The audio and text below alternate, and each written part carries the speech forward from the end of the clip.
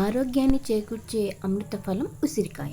దీని ఆరోగ్య ప్రయోజనాలు, ఇందులో ఉన్న అద్భుత గుణాల గురించి ఆయుర్వేదం అయితేనే సంపూర్ణంగా చెప్పగలదు. సాగర మథనం జరిగినప్పుడు అమృతం బయటికి వస్తున్నప్పుడు అది తొణికి అమృతం చుక్కలు రాలి పడితే ఆ అమృత బిందువుల ప్రతిరూపంగా ఏర్పడినదే ఉసిరికాయ. కారం తప్ప అన్ని రుచులను కలుపుకొని ఉండే ఒకే ఒక్క ఫలం ఉసిరి.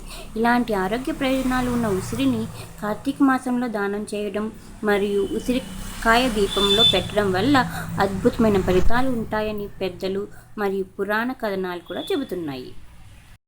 ప్రతి ఇంట ఐశ్వర్యాన్ని చేకూర్చేది కనకదార స్తోత్రం. అయితే అందరికీ స్తోత్రం మహిమ తెలుసు, కానీ దాని వెనుక జరిగిన కథనం బహుశా చాలా కొద్ది మందికి తెలిసి ఉంటుంది. ఆదిశంకరాచార్యులు చిన్నతనంలోనే సన్యసించాడనే విషయం అందరికీ తెలిసినదే. అలా ఆయన చిన్నతనంలో ఉన్నప్పుడు ఒకసారి భిక్ష కోసం వెళుతూ ఒక ఇంటి ముందు ఆగి మాతా భిక్షాందేహి అని అడుగుతాడు. అయితే ఆ ఇల్లు ఒక పేద బ్రాహ్మణురాలిది. ఆమెకు ఉన్నది ఒక్కటే చీర. ఆమె అప్పుడే స్నానం చేసి తన చీర ఆరబెట్టుకుని అది ఎప్పుడు ఆరుతుందా అని లోపలే ఒక మూల ఉండి ఎదురు చూస్తూ ఉంది. ఆమె ఇంట్లో తినడానికి ఎలాంటి పదార్థాలు లేవు. పూర్తిగా పేదరికంలో ఉంది. అలాంటి ఆమెకు ఆదిశంకరుల పిలుపు వినపడగానే, అయ్యో, నా ఇంట్లో ఏమీ లేదు, కానీ ఎవరో భిక్షకు వచ్చారు, ఏం చేయాలి అని బాధపడుతూ వెతకగా ఆమెకు తన ఇంట్లో ఒక చోట ఎండిన ఉసిరికాయ కనిపించింది. ఆమె బట్టలు లేకపోవటం వల్ల ఆ ఉసిరికాయని తలుపు చోటు నుండి ఆదిశంకరుల భిక్ష పాత్రలో విసురుతుంది.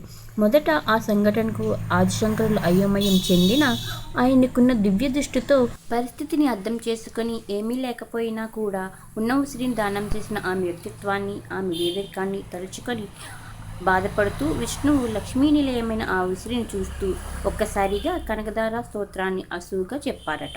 అప్పుడు ఆ ఇంట్లో లక్ష్మీదేవి ధనవర్షం కురిపించిందని పురాణ కథనం.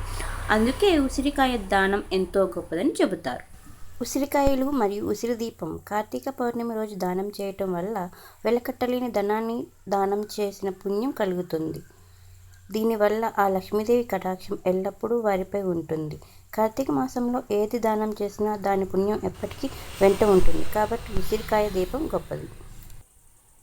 ఇక ఉసిరి దీపం గురించి చెబితే, లక్ష్మీదేవి ప్రతిరూపమైన ఉసిరిలో దీపం పెట్టడం వల్ల ఆ దేవిని చైతన్యవంతం చేసి ఆ పరమేశ్వరుడి నిలయంలో పెట్టినట్టు అవుతుంది.